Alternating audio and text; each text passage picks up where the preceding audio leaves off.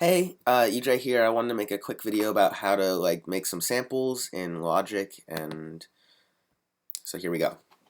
Basically, when I look for samples, I pretty much just go on YouTube and surf different stuff I've been listening to, or I'll go on. Actually, sometimes what I do is I'll go on whosampled.com.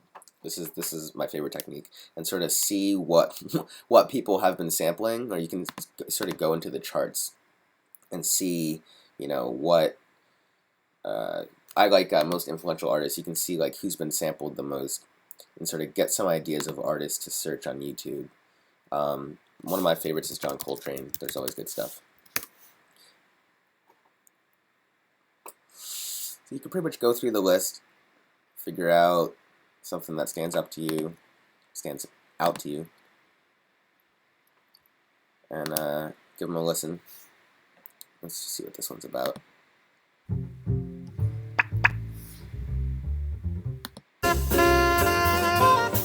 It's kind of got too much drums. We want long held out notes with no drums, so we can sample that. That's usually at the beginning or endings of songs. That's what I'm talking about.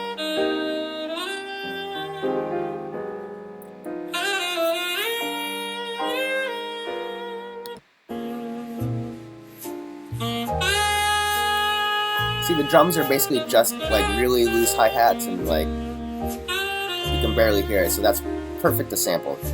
So what we can do is, I have a Chrome extension, but you can figure out some way to download the YouTube video. And this is where a lot of my samples come from. I should get the 1080p.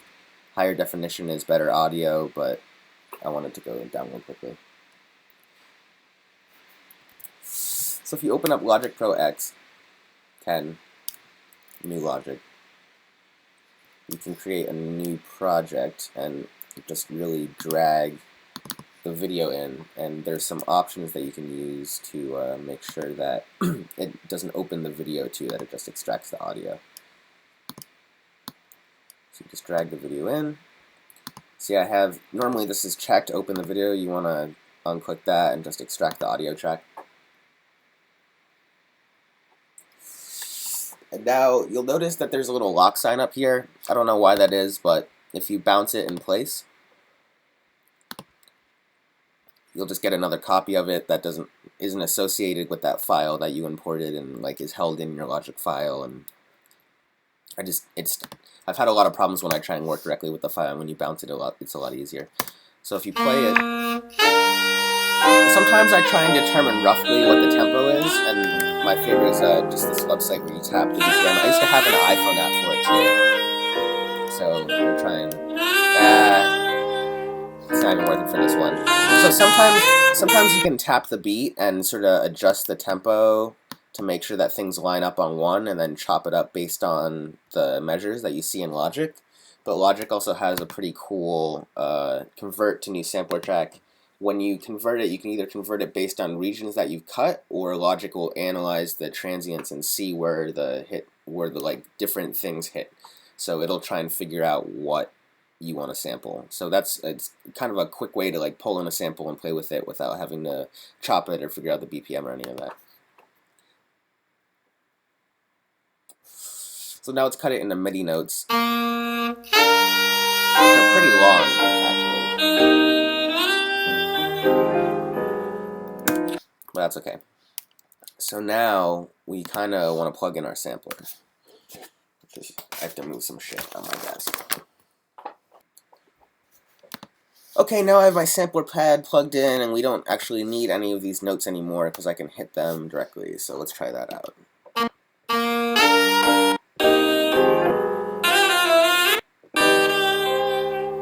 So that's just me pressing down, but you notice that they only play as long as I hold it down. So if I hit it really quick, it plays the beginning. If I hold it down, it plays the whole sample. That's not exactly what we want. We want it to all play one shot. So what you do is you go into the EXS24 plugin, and right here is the sample it's pulling in. So you can go in and edit that, and you get this EX24 instrument editor, which is full of tons of crazy stuff. But basically all we want to do is select all by hitting Command A, and just change them all over to one shot.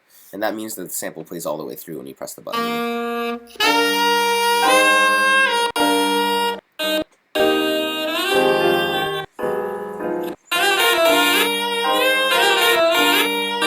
that though? That's because different things are playing over one another, because we have to set it so that things cancel each other out. So when you press a long one and then another long one, they don't play over each other, they just play the next one in sequence. So you can go over here and change voices. Normally it's at 16, so it can play 16 different samples at once. Just tune that down to 1, so it can only play 1. So when you go between them, they chop.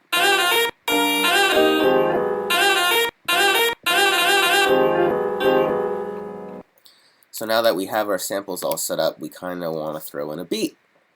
So let's add some drums. Now I just pull in stuff from Ultrabeat pretty much.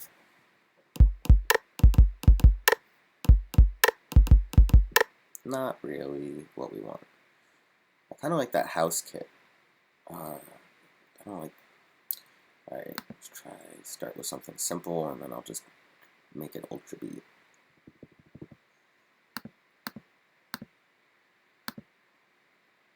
Whatever. It has these weird layer groups.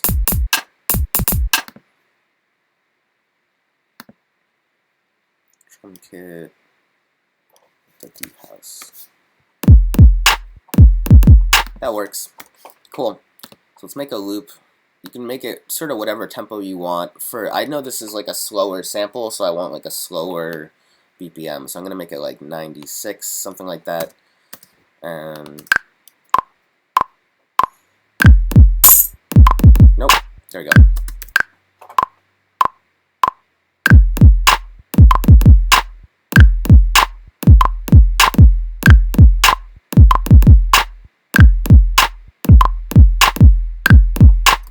So now we have our beat down, and we can sort of play around with how we want to do the samples on top of it. Let's turn the metronome off.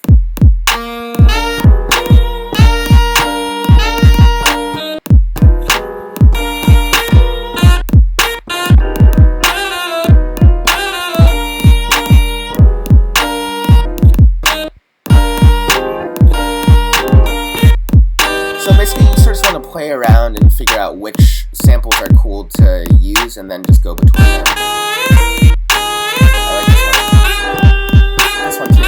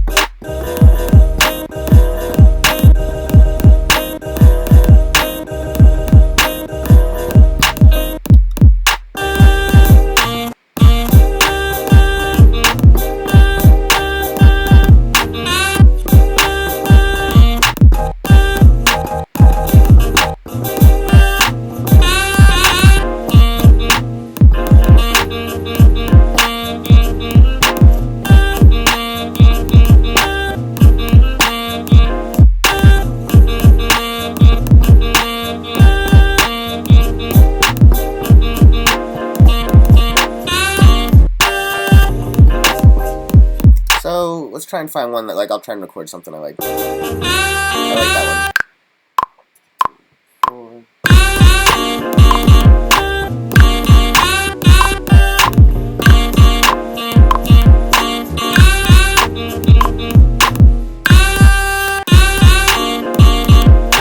Yeah, it's a little edgy, but get the idea.